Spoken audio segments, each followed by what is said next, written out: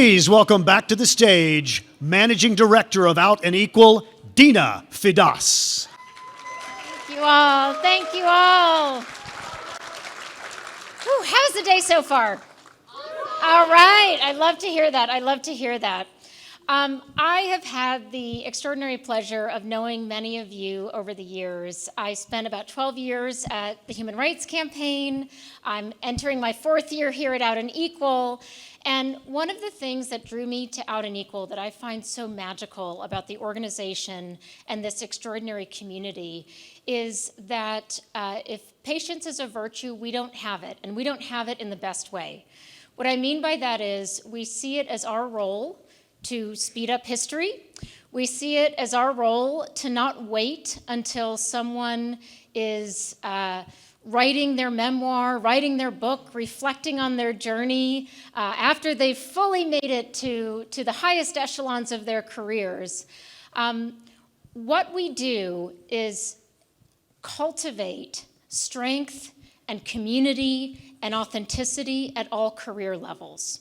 And that's something I'm particularly proud of that we all do for each other, because so many times, you know, I used to do a lot of work, for example, on women in politics, research on women in politics. And you would read these memoirs in which they would, you know, recount times that they were particularly bold and, you know, to heck with people who want to doubt my place. And that was always inspiring and felt really good to read.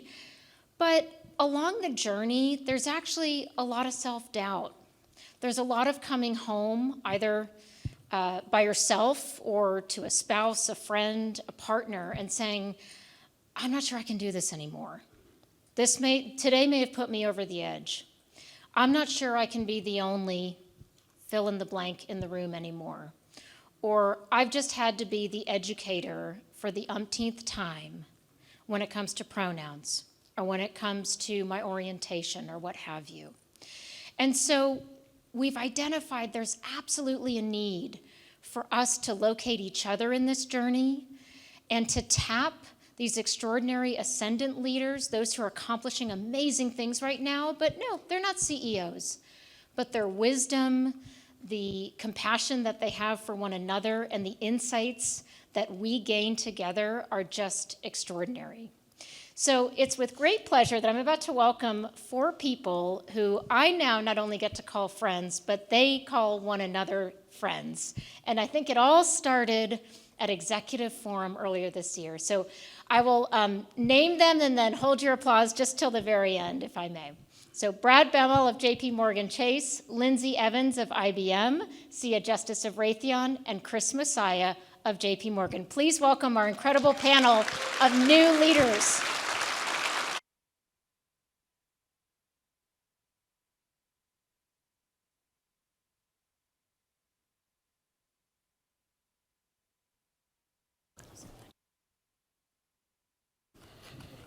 That was staged, just so we're clear. Someone said, love the green.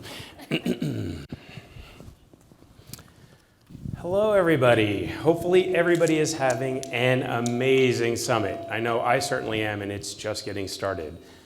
My name is Brad Baumel. My pronouns are he, him, and his. I'm the global head of LGBT plus affairs at JP Morgan Chase. I think some of you have heard from me once or twice today. I would consider myself a compassionate advocate who likes to deeply invest in things, as evidenced from my 30-year career at JP Morgan Chase, my 25 years in this agenda, my 26 years with my husband, and there's so much more I'd like to invest in. I will turn it over to my dear friend, Chris. Thanks, Brad. So hi, my name is Chris Messiah. My pronouns are they, them. I work at JP Morgan. I'm a vice president. Some descriptions about myself is I'm actually an extroverted introvert. People who kind of know me would not believe that at all. But I'm also probably one of the most chill people I know. I don't let too many things bother me. And I try to make sure others around me have that same vibe if I can help it. So I'm going to turn it over to my friend Sia. Hello, everyone. I'm Sia Justice, and if you really knew me, then you would know that I am a passionate, energetic, dope soul that is committed to inspiring, empowering, and celebrating other people. I'm a Southern girl, straight from South Kakalaki. And I don't care what room I'm in, I'm always going to show up as my authentic self, unapologetically. And I'm really out here just spreading love and light. I like to call myself a unicorn. And when I'm not out here being a unicorn, I have the pleasure to, I guess my gay job is my day job, because I get to lead the amazing leaders that are part of our employee resource groups at Raytheon. And so, Lindsay, tell the people about yourself. Oh, thank you, Sia. Hi, everyone. I'm Lindsay Evans. I'm with IBM. I use she, her pronouns. If you can't tell already, I'm a little obsessed with green. I happen to call myself a curious disruptor. I'm obsessed with finding out why people tick and why the authenticity makes it even better. I am a sole parent. I am queer. I am neurodivergent. I am an advocate for speaking your truth and being transparent about the learning part of the journey. And I transparently am 110% on my journey. I'm just so stoked to be here, so thank you. Amazing. So this is not the first time this band has been together. I think Dina said we were all at Expo, but we've all been such good friends ever since. When I was young, a long time ago, and I looked up at JP Morgan Chase, I saw no one like me, no one. I knew one other LGBT plus person, and he was in a very senior role, and he was so deeply in the closet. And so I said to myself, stay in, just like everybody else. Put your head down, work really hard, and you'll get ahead. I don't know who came to Summit last year, the virtual summit. I did a plenary there where I had written a note to my younger self. What I said in that note was, don't worry, you'll be shocked. 20 years from now, you're gonna look around and you're gonna be a senior leader in this firm. There's gonna be 450 others just like you leading the way for thousands of others. Also, just wait. You're gonna work really hard and do a lot of amazing things for this financial institution in your day job. You're gonna lead things for the LGBT plus community for years to come in your gay job. And all of that will be an audition for the role of your lifetime to lead a business for the firm for LGBT plus inclusion. That's what I would have written to my younger self. Who would have known so long ago that that would be a reality someday? What I should have known back then is, and I learned it after I came out, is I had great talent. When I was in college, I was the president of my fraternity. I was the president of my pledge class. Within one semester, they voted me the president of the fraternity. Why? Because I was a relationship guy. People liked spending time with me. I knew how to lead. I didn't bring any of that with me to work, none of it. So what I've learned over the years is that leadership comes in the youngest of people, and we all grow. We're all on a journey. What we need to do is empower people, the youngest amongst us, to understand their power.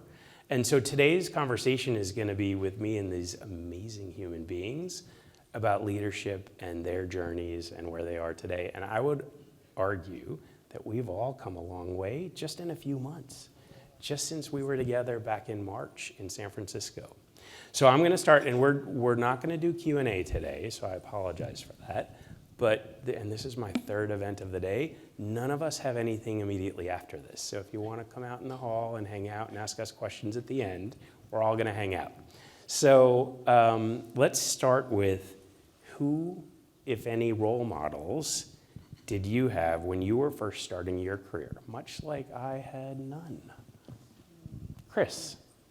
So I've had a few lives. If you've known me for about 20 years, I actually, my first career, I was in the military. And I thought that was going to be the end of all. But I was in the military during Don't Ask, Don't Tell, so I couldn't be my authentic self.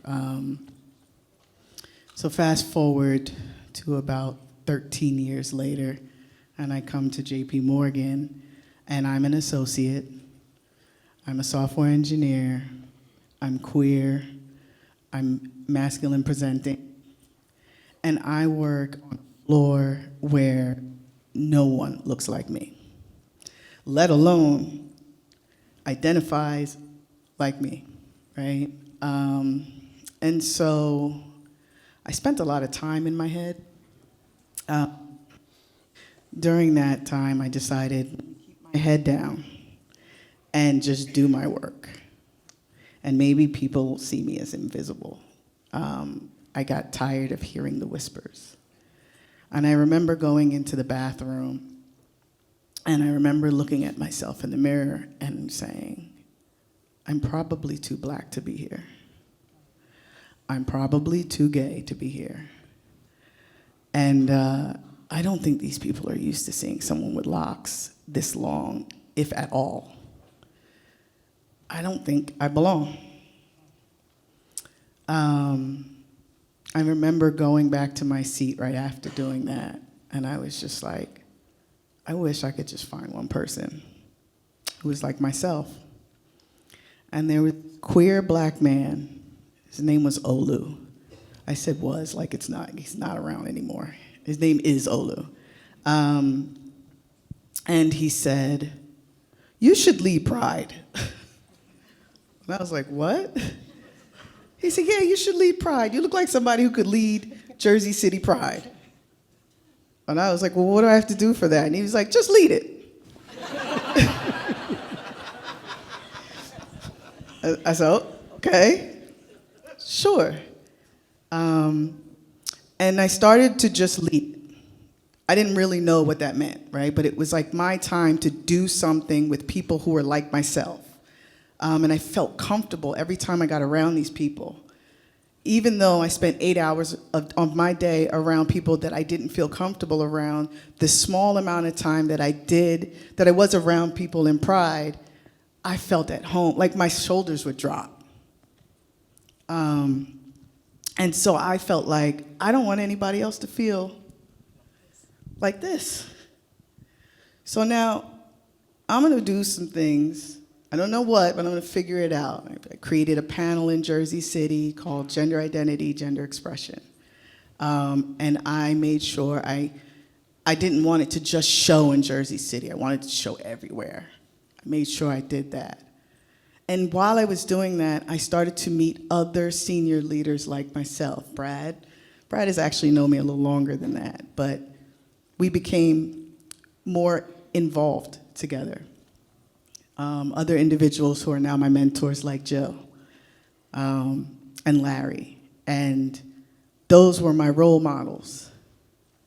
And it was funny because they saw something in me that I didn't see within myself.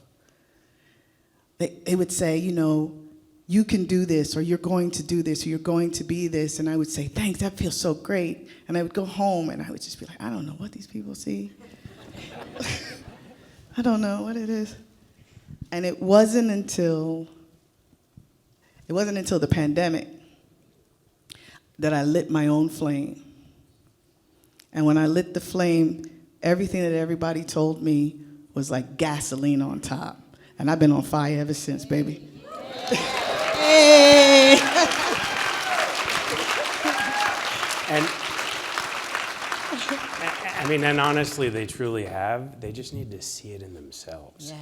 And we just needed to keep encouraging them like we do with everyone else every day.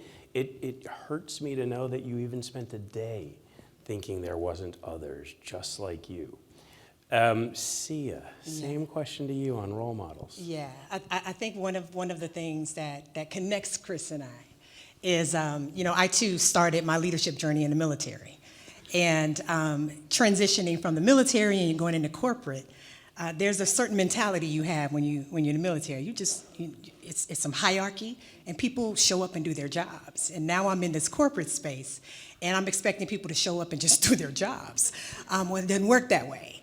And so I had this one way in terms of the way that I was leading.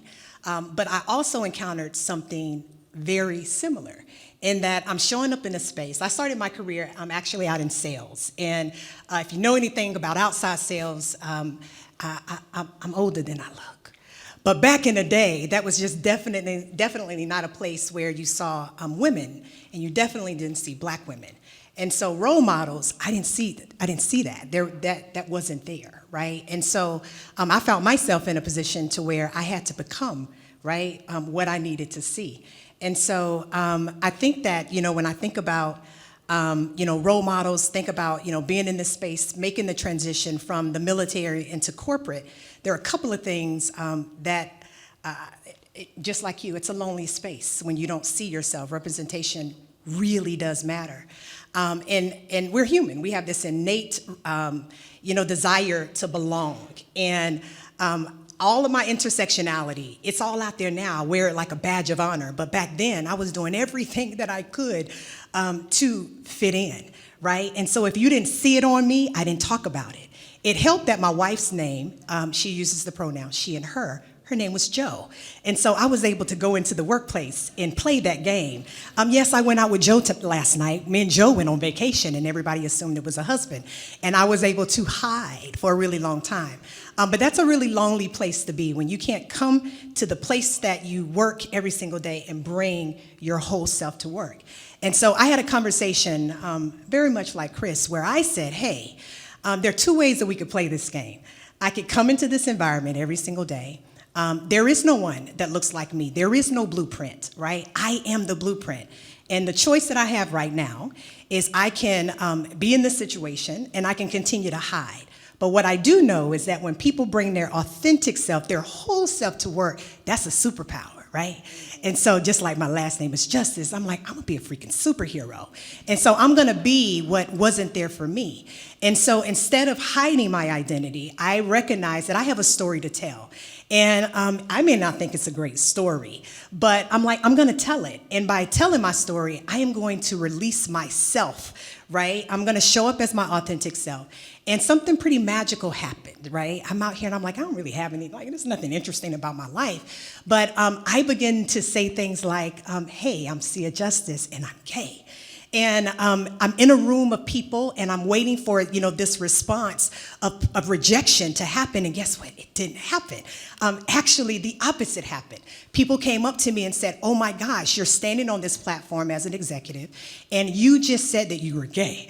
You just said that you have a disability. You just said that you're proud to have represented in the military. And I now feel comfortable to do those things as well. And so I say all of that to say there was no representation. There was no one that looked like me. And as I continued my journey, I continued to stand in that platform, understanding, especially as a black gay woman, it's heavy lifting, right? It's not for the faint at heart. But I rose to the occasion, and every company that I'm in, I stand up to that charge. It doesn't matter if there's someone there like me. But I will say, when I got to T-Mobile, I did see someone like me, and she was magical. And so I'm out here, I'm living in my authenticity, and I thought I had it going on. And this lady, her name is Kenya Dunn. She is still my mentor to this day. She was the only black vice president that we had in sales at T-Mobile. And I had gotten some feedback, right? You know how you get that feedback. You shouldn't show up that way. Oh my God, you shouldn't say that. Oh, did you say that? These are the executives. You can't talk like that. And so I was in my own head, right? And I'm like, okay, I need to find a mentor. And so I reached out to Kenya. And one of the things that I can say, and life-changing, because again, she was someone in my life that taught me how to embrace my authenticity and use it as a superpower, right? A lot of times we're told that how we are is not good enough. And she begged to differ and saw something in me and pushed me in the front lines and said, go out there and all that passion, go do it. Don't care what nobody say, right? At the end of the day, that's what's important. And so didn't have them early on in my career, lucky enough to have them later on in my career. I actually have an opportunity to work for an amazing black female right now that's doing amazing things at Raytheon. And so I'm gonna hope that my journey continues like that. Opportunities like this will continue to see representation. Yeah. So, yeah. And it will. And now you're a role model for so many others. Yeah. Because you were brave enough to tell your story and stand on that platform. Mm-hmm. And I'd argue for everybody in the room, no matter what your level, most junior, most senior, you owe it to give people the credit for how they might respond. You owe it to tell your stories and bring other people along. It won't be perfect all the time, but the more we do it, the more others will follow us. It's truly amazing. I had a similar thing happen to me, Sia, when I was seeking my managing director title, where my manager at the time told me I needed to be aggressive. I was too nice. And I looked at him in the face and I said, you'll promote me because I'm gonna kick it. The other thing is I'm gonna get everything done because I'm nice, because I know how to bring other people with me. I know how to influence, to lead, to encourage people that there's a way that we need to work, and these are the things we need to get done, and this is when we need to get them done. I'm gonna do it my way, and you're gonna value that. And I got promoted from that same person. But I would say to you, it's the same, right? Don't let other people chart your course. It's your course. Leverage your authenticity, and special things will happen. Yes. Lindsay, role Yes, sir. models. So I'd have to say I navigated a few careers before I came to IBM. I was in education. I was an education consultant. I went from the public boards, here's a closet, to the Catholic boards, here's a bigger closet, a little deeper closet. And then started shifting my focus on how am I going to advocate for these kids. So my focus was always, as an adult, I was the kid that didn't get what I wanted. I'm sure a lot of us in this room can relate in regard to validation of who we are and who we want to be or who our goals are, et cetera. So I started shifting my focus on these kids and really started taking a look at how can I empower them, but this entire time I'm still, yes, nodding head, walking into the closet. It wasn't until I came to IBM in 2014, knowing the culture in the business, and walked into a cybersecurity unit as the only very out loud and proud queer in my sparkly self, red lips and green suit and all, and said, okay, I'm tech adjacent in addition, but I'm here, I'm queer, and I'm gonna mix up security a little bit.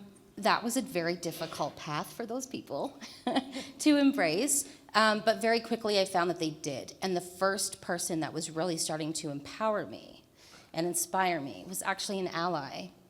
Her name was Mary O'Brien. She was a VP at the time. She's now the GM for cybersecurity at IBM. And she sat me down for a one-on-one about a year into my role and said, what are you doing? I said, what do you mean, what am I doing? What am I not doing? Panic sets in, right? What do you mean, Mary? What are you telling me? And she just very matter-of-factly told me, you shouldn't be chasing these people, you should be leading them. And similar to Chris, I would go home and go, what on earth are you seeing? Because I'm walking around here in imposter syndrome all day long going, just like me and please do what I ask you to do, right? So, but it was that moment that sat there and resonated with me, and it sat with me, and it sat with me. And I called her up about 6 months later and said, listen, like, I need another one-on-one. I need to know why you said this. I need context. And she said, you've already proved it over the last 6 months. I told you that. And whether you believed it or not, and whether you sat in that imposter syndrome or not, you've been continuously, actively, unconsciously doing leadership activities this entire time. Here's a leadership opportunity for you. That shifted my capacity in that business unit. And then I met the ever wonderful Kim Messer and Tony Tenicella. And if none of you know who they are in this room, please Google them. Kim was my role previously to IBM within Global Marketplace Diversity. Tony was the leader at the time. Kim was making a transition out of the business and taking a next step into her journey of leadership. And we had a very frank one-on-one. And she just looked at me straight in the face and said, in no uncertain words, but that you can do so much more than any of us have ever done in these roles because you are Lindsay Evans. And I turned off the WebEx, and in that moment just kind of realized, I got this. I don't need somebody else to tell me, you got this, I got this. The follow-up conversation I then had with Tony, who was then making a journey on their own path as well and leaving IBM. was that I could single-handedly transform what they had a 20-year legacy in doing. Those are really big words and really giant shoes to fill. And as much as I continuously sit in my journey of addressing my imposter syndrome, those words that these people have shared with me are constantly in the back of my head. So I have that immediate sense of, is my mic okay? Nope. You asked. Good? That Yeah. immediate sense of, I've got this. I can hear it going in and out. Are we okay? Yeah. We'll get you a new mic. Okay. I'll try this Excellent. one for now. Yeah, it's good. Is this better? Yeah. Get a little more, get a little deeper. Yeah. Get a little sultry. No, okay. You gotta speak to it. You gotta speak to it. So it's shifted into that I got this narrative, right, in the back of my head. Pairing this all back to the moment that we sat together and engaged, and the first time I met these other three amazing individuals, excuse me, back in March. These three right here empower me and inspire me every single moment. It's a text message. It's we're getting the band back together in an email.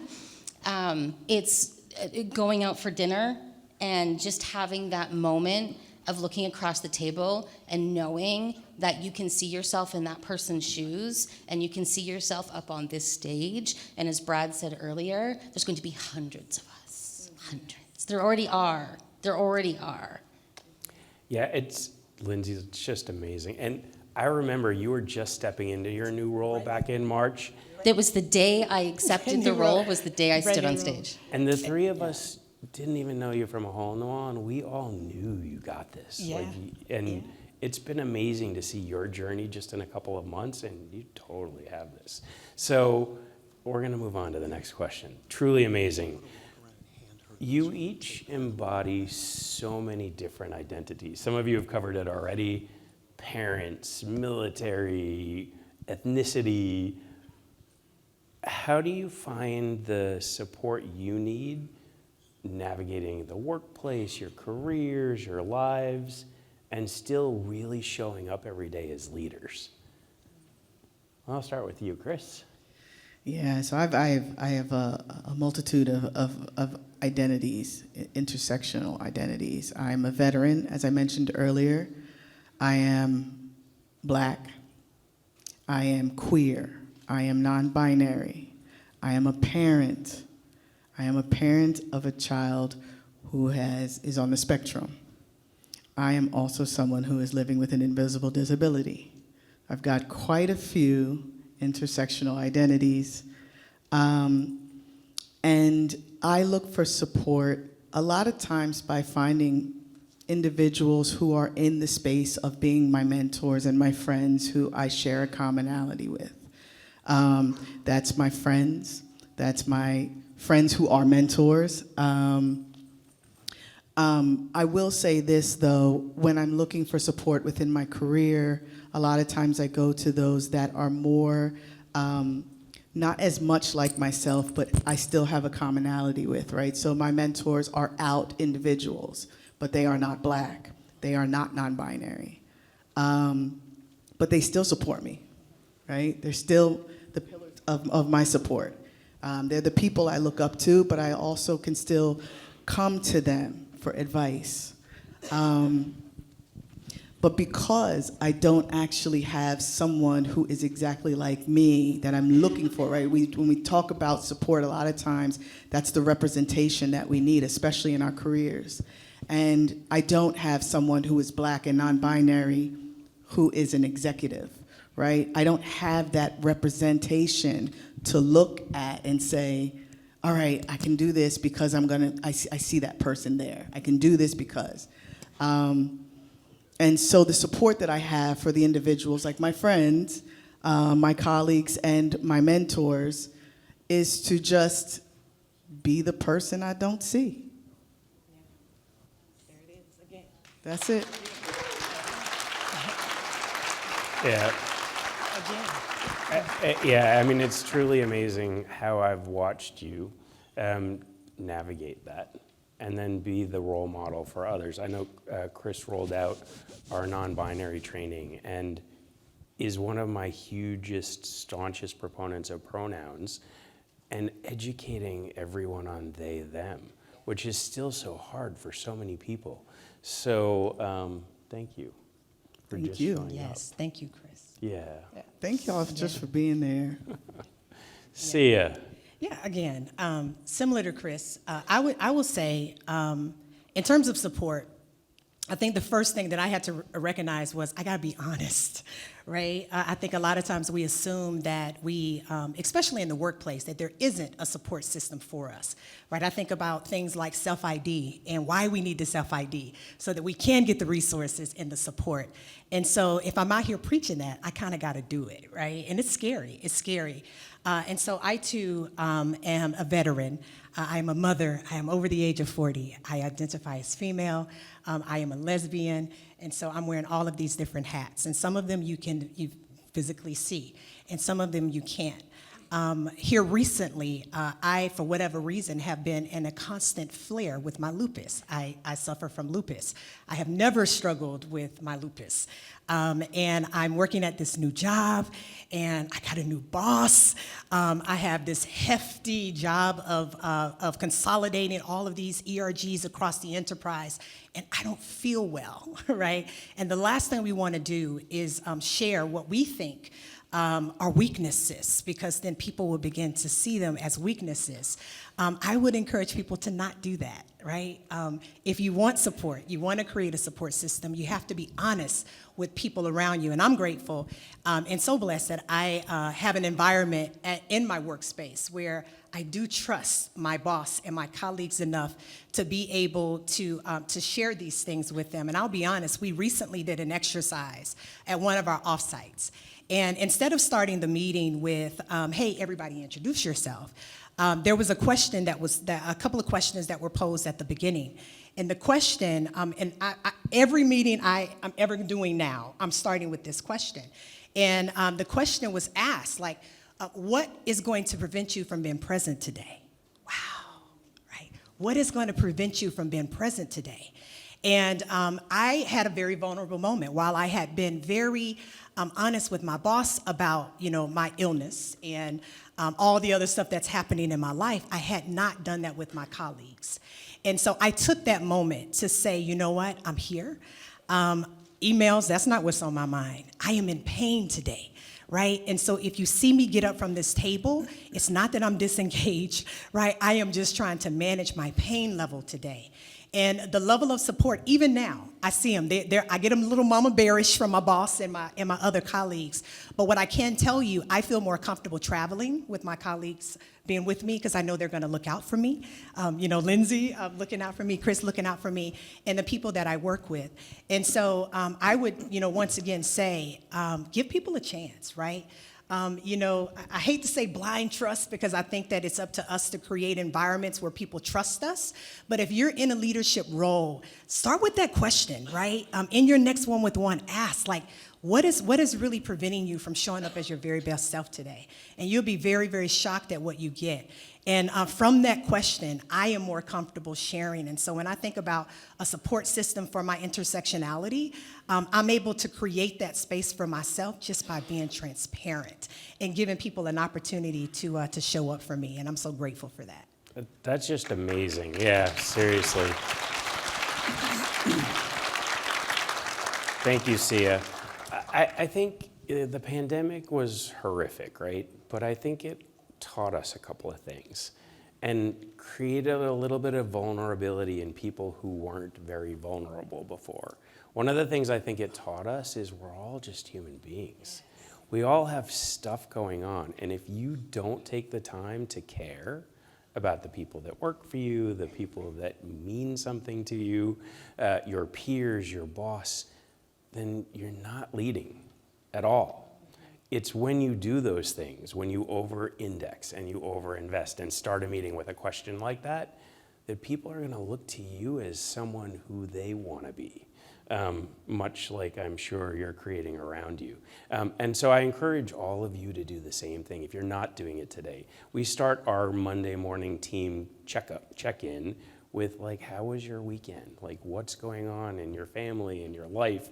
And we don't have a lot of extra time. We're busy, but it's really important to me and my team that we're more than just a team, that we care about each other because we're all in this together. Lindsay. Yes, Brad. So, very similar thread in regard to effects of COVID. I was shifting from one role, my sights set on the new role, really boots on the ground, not caring that there's a double or triple glass ceiling above me or what it's going to look like when I show up there, if I was going to like it or not. Just really, really focused on diving further into my authenticity. Who am I? What am I going to bring? Who do I want to be when I get there, right? And really did some work discovering some burnout, and then realizing that this was not just your everyday burnout. I was experiencing autistic burnout, which is a whole other animal, let me tell you. It took me 8 months to fully get back to 100%. And then out of that experience, the loudest voice in the room was then my boundaries. We talk a lot about boundaries in our daily lives, reestablishing who I was as an individual, my added intersectional self, identifying the superpowers that come with those additions and recognizing them is what really set my head in the game and got myself back on track to navigate out of that burnout. I am queer. I am doubly neurodivergent as autistic and ADHD. I very gladly hopped on board with our internal BRGs that added neurodiversity within our persons with diverse abilities a few years ago, but was never out publicly, not even to half my family, to be honest. And when I sat on the stage with these lovely individuals, I think it was April 1st, I publicly came out as a neurodivergent autistic individual.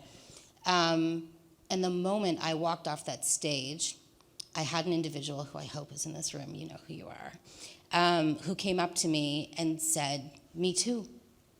And I've never felt the power to be able to do that. But you in that moment coming out and sharing that with us, coming out again, empowered that person to do that. And ever since, I've been kind of walking in this new way of intersectional authenticity.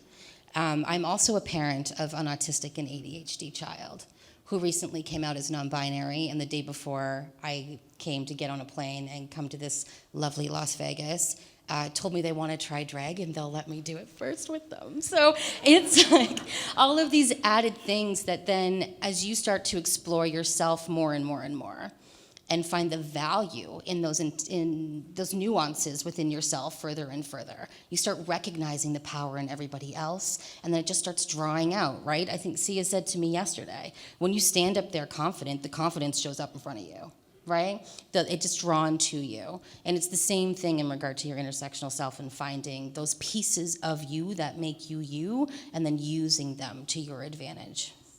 Yeah, absolutely. Thank you, Lindsay.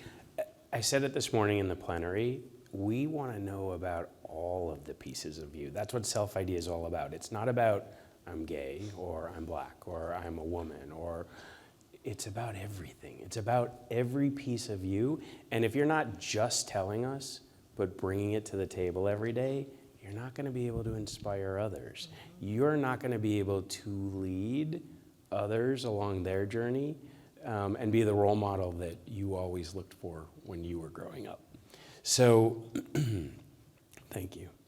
Moving on. I spoke earlier about the letter to my younger self. What is something that you wish someone told you earlier on, at the start of your career, before, Chris? I wish somebody would have told me that my insecurities were going to be my superpowers.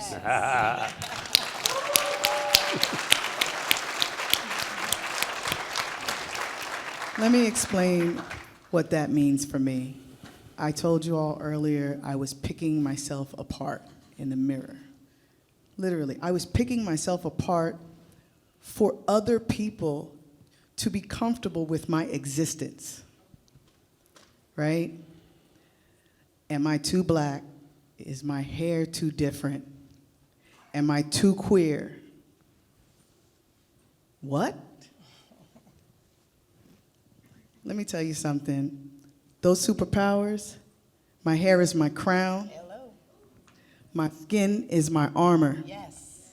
And my queerness and my identity is my shield and my sword. Baby, I was built for this. Hello.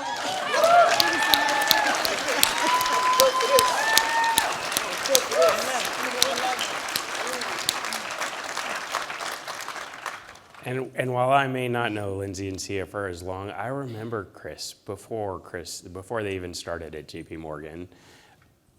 And I remember that timidness still. And then it's amazing what can become of you when you let it all loose. Just like be yourself and bring others with you. And they've done that over and over again. And I'm just like so pleased to be part of this journey. So, Sia, what about you? Oh, God, so much. Goodness. I would say what other people think about you is not your business. I would land there. Again, like if you know me and you are in my group, I'm go pour love. I believe in giving flowers. I compliment all the time. And, you know, for me, that authenticity is so important. I truly believe that every single one of us, and it's just kind of common sense. I was talking to one of my colleagues in the lobby earlier, and I'm like, if we were all meant to be the same, why the hell don't we all look the same? We don't look the same. We're not the same. It's so many differences. And there has to be something to that, right? And so I say it's not my business what other people think about me, because that was the barrier for me walking in my authenticity, right? I never showed up authentically because I was so worried about what other people were thinking. And then I realized, after talking to a few people, they're like, we don't care about you. I'm over here worrying about my own self, right?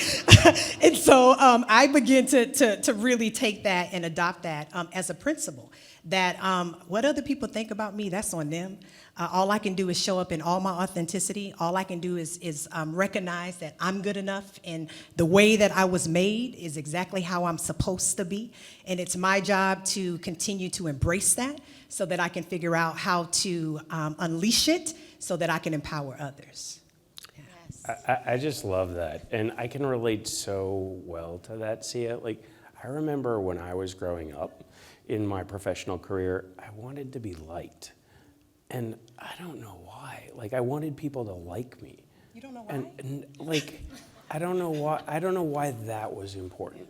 What's important is I wanted to work hard, do really good things, and have other people follow, and have other people respect what I was doing and want to do some of it too. And that's much different from being liked or what other people think about you. But it took a while for me to get there. And It's tough. it is. It's really hard. It's tough. When we're sitting here, Maslow's law tells us that we have this innate, right, sense of belonging, right? So we spend our lives trying to fit in and belong. So, yeah. Constantly. I think I spent 38 years seeking exactly that until I had that moment and the light bulb went off. I love seeing that in people. You can literally see the bulb go bing, and I had that moment, right? I grew up very similar. Does anybody know the JOY model? Jesus, others, you. When I had that light bulb moment, it turned into just own yourself. And every moment I stepped into, the nerves would set in, nervous excitement in everything I do. Checking myself for imposter syndrome. Can I run this meeting? Can I sit on this panel? Can I really do this? Just own yourself. I am who I am. I know what I can do. I know what I can do better. And I'm going to just continue to drive that. Yes. Amazing. And you do it so well. I'm so proud of you. And I don't work at IBM, but I know this. I know this. Brett, she's a whole nother person. This is not the same person. Apparently I'm a whole other person than in March. I wish you could have seen us in March. Like, it's just amazing. And I've seen it in Chris too. And it's just, I love watching others as they grow and evolve in their journeys.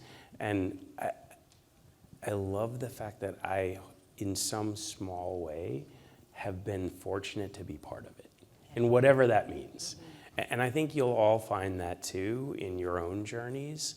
Like, if you're not managing people today, then lead them. If you're not leading, then lead. Like, be the person that other people want to be like. It's actually a lot easier than you might think. You just need to be given the authority, and we're giving it to you. So do it. What about doubt? So talk to me about something that may have caused doubt in your career, and what did you do about it? Oh, it's still part of the same theme. Am I good enough? Yeah. I'm going to be honest. I doubted that I was good enough for a lot of things, not just my career or my job. Am I a good enough friend? Am I a good enough parent? Am I a good enough person? I think I spend, and I still do, I spend a lot of my life just wanting to make sure not to say give people what they need, but give what I would want from somebody, right? That good energy, good positive words, kind words, empathy, sympathy if needed, sometimes a shoulder. What do you need? And sometimes if I don't think I doubt myself that much anymore, as much as I did before. But there is still that little voice that says, are you good enough? And I'll probably, I don't care if I'm C-suite somewhere. I will probably always have that little voice that says, are you good enough? And that is an internal conversation with myself, right? That's not for anybody else to tell me whether they think I'm good enough. I could honestly say, unless you matter to my world, I don't care if you think I'm good enough. But when you do matter to my world, it means the world to me that you do. And so I make sure I show up for the people that I care about, even the people that I work with, right? Because I spend so much time with them, I care about them. Because I want to be good enough for them. And that is still going to be an internal battle with myself. I would like to turn that one around. I know I'm not good enough. And so, yes, I've achieved great things and I have an amazing job. It's my dream job. But like I said this morning with the bar, I know I'm not good enough, and I look to others, like Chris and Sia and Lindsay, and watch them and what they do. And I'm like, well, what can I do that's like what they do? How can I be better by watching other leaders around me? And again, leaders are anybody at any level who are doing amazing things. So I start with that. I'm not good enough, and I can be better, and I can learn every day from somebody else. See ya. Oh, goodness. So doubt. Man, I think we all kind of struggle with imposter syndrome at some point, right? Like we're all in that space. I think, for me, being this, and I've always been this way. Like I've always been that kid that has always marched to her own drum, always. And so walking in authenticity, early on I struggled with, because I think when you hear the word authenticity, because I have those friends that go, I am who I am and y'all just better deal with it. Well, that's not authenticity, right? Or you're using the term authenticity as a way to explain why you're ugly and why you're being mean to people, right? And so learning about the term and understanding, what that meant for me, there was this journey where I had to understand like who I was, right? And so now I'm clear in who I am, but how much is too much, right? Am I being too vulnerable? Am I revealing too much about myself, right? Is it going to turn people off to know these, things about me. And so I constantly stay in that space. I want to inspire. I want to tell my personal journey in hopes that there's someone out here that's like, oh my God, me too, and I could do it because I saw you do it. But there's always this battle that I'm up against in my platform going, as an executive, how much is too much to share? Right? We are still, and we talked about it yesterday, we still represent our companies. And so I have my personal social media page out here, and I'm saying these thoughts are my own, but how much is too much to share? And so I constantly stay in that space, and I'm so grateful for the group of advisors I built around me, because when I am unsure, I go to the people that's gonna tell it like it is, and they say, no, get out there, say your truth. It's your truth, who cares? And then there are, other times like, say it, but we might need to spin it a little bit differently, right? Because you wanna bring everyone along. And so that's the doubt, that's where I stay in, like, how much of myself am I revealing? Is it too vulnerable? Am I revealing enough? Did I not say enough? And so that's my moment of doubt. And I think it's just right, just so you know. I think it's just right. What you Yes, reveal, it's it's just just right. It's perfect, actually. I love it. Lindsay. Yeah, I think my biggest lesson in just the last couple months has been leaning into the doubt, and really listening to it. Where is it coming from? Is it a symptom of something? Is this D&I fatigue? What's happening here, right? But where's the doubt coming from? What's it stemming from? Is there an easy solution? Is there a collaboration that can fix that for me? As self-serving as that sounds, it's necessary sometimes. But then leaning in again to do that course correction when I need it, to do that check-in when I need it. But not shying away from understanding that that imposter syndrome is necessary. I mean, we're human, we're needy. Right? Like, people have needs. People say that being needy or having imposter syndrome is a negative thing. It's just the reality of being human. No one walks around thinking well, maybe there are people that walk around thinking they know it all and they got it all. But there's going to be still some moments in that person telling themselves, like, do I actually have this? Am I actually good enough?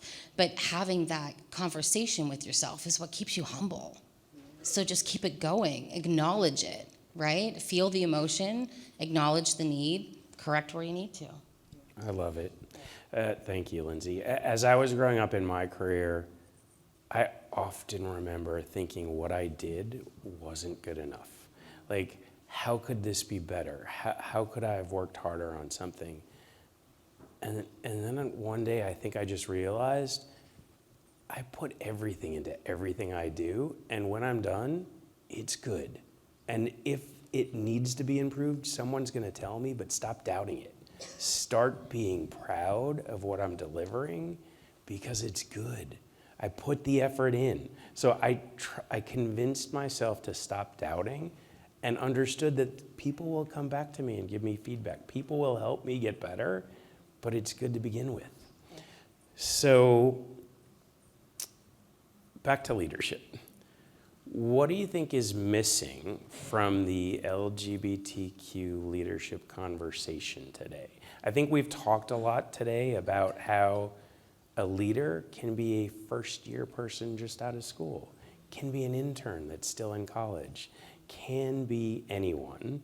And I think if we all look into our organizations and our communities, we will find them at every level. But what do you think is missing from the conversation today? Chris? I don't know. I just feel like it's visibility still. I think as we all sit in this room, right, we all belong to the same community, so we all know the same leaders. But does the world know them?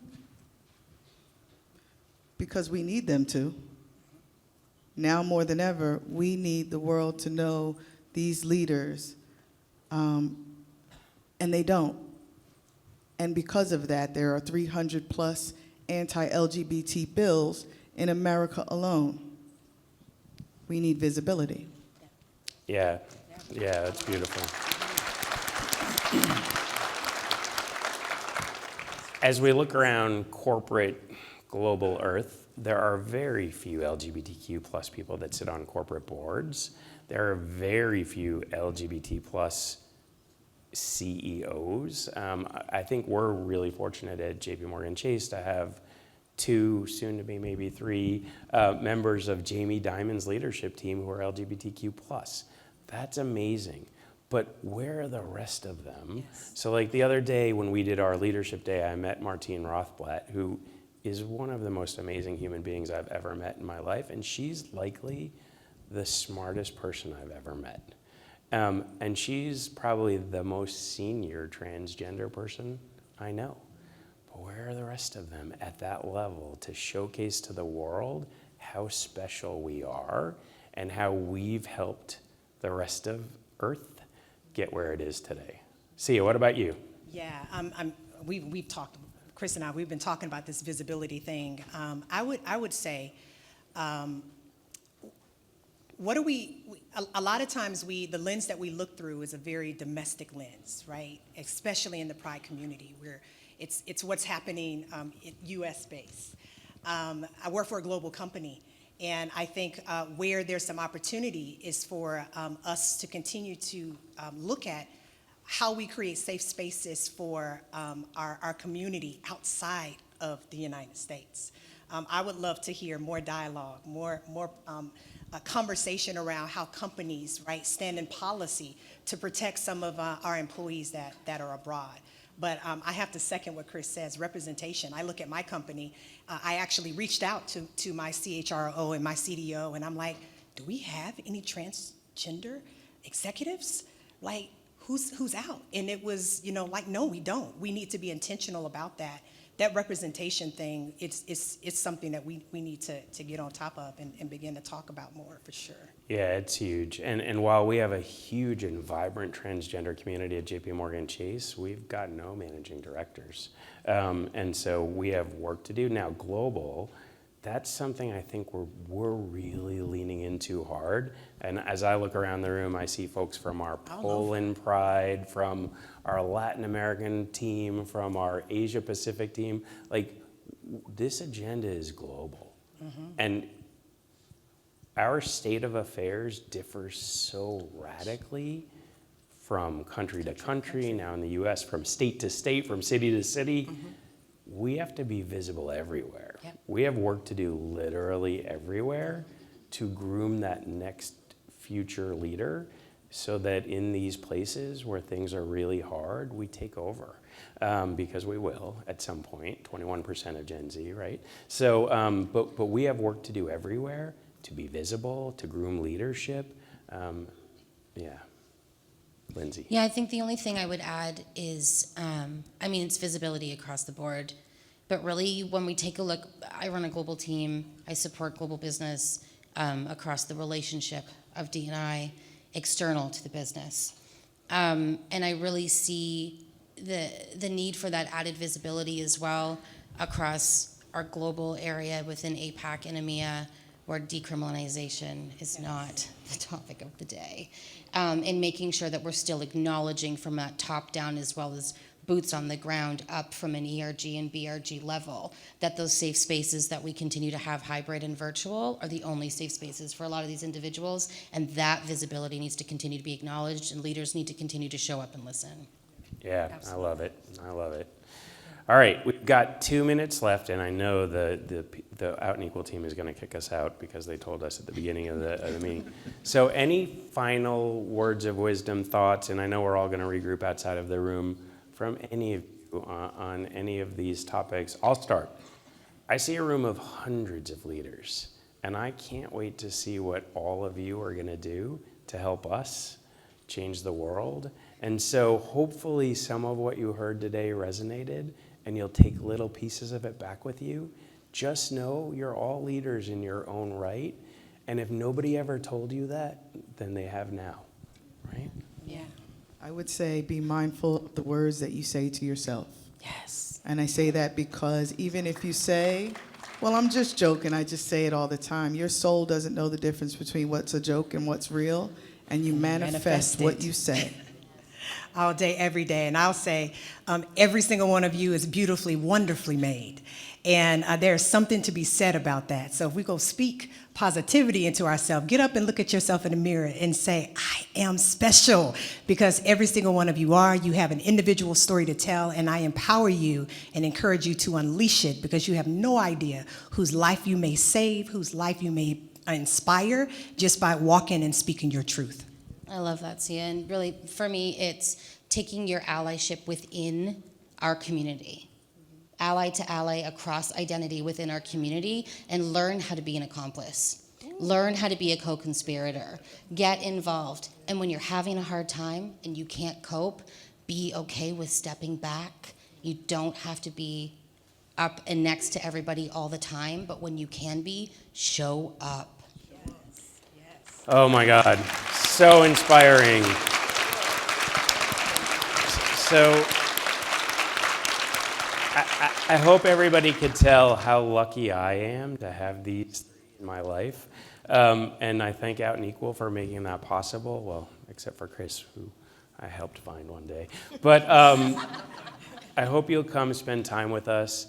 And thank you for showing up today. And thank you for showing up every day. So thank you. Thank you. Thank you.